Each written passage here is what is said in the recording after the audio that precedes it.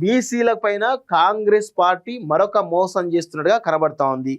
Municipal ఎన్నికల్లో 34% సీట్లు ఇస్తామని చెప్పేసి బీసీలను మోసం చేయడానికి కాంగ్రెస్ ప్రభుత్వం సిద్ధమైంది. రేవంత్ రెడ్డి సిద్ధమైండు.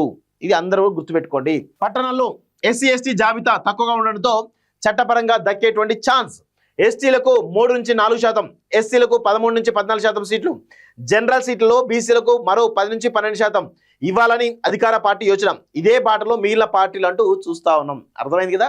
ఓకే. మున్సిపల్ ఎన్నికల్లో బీసీలకు మెజార్టీ సీట్లు దక్కనున్నాయి. పట్టణాల్లో ఎస్సీ ఎస్టీల జాబితా తక్కువగా ఉండడంతో చట్టపరంగా బీసీలకు 32 నుంచి 34% సీట్లు వచ్చే ఛాన్స్ ఉన్నది.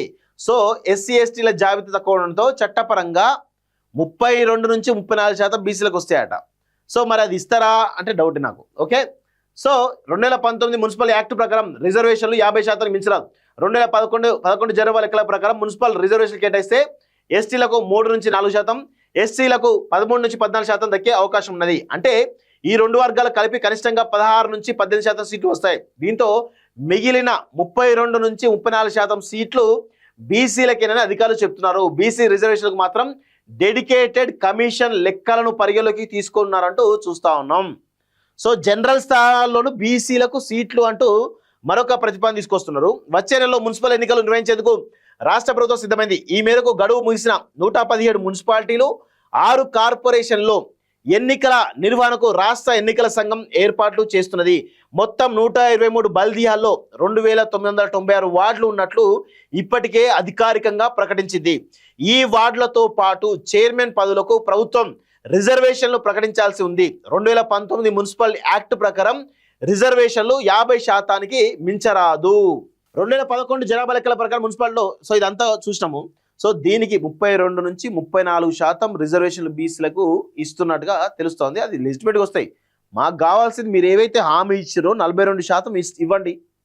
ఇస్తే బాగుంటుంది. ఇవ్వకపోతే ఇట్లే ఉంటుంది. మీరు ఇచ్చేటువంటి డెడికేటెడ్ కమిషన్ రిపోర్ట్ కానీ ఆ యొక్క రిజర్వేషన్ ప్రక్రియ కానీ ఇవన్నీ కూడా ఉత్త అంబకు ముచ్చట్లే అనేది గుర్తుపెట్టుకోండి. సో ఇట్లా ఈ విధంగా మొత్తానికి లెక్కలైతే చెప్పేసి మొత్తానికైతే బీసీలను మేము మళ్ళొక్కసారి ఇస్తున్నామని చెప్పేసి చాలా స్పష్టంగా చెప్తున్నట్టుగా కనబడతా ఉంది.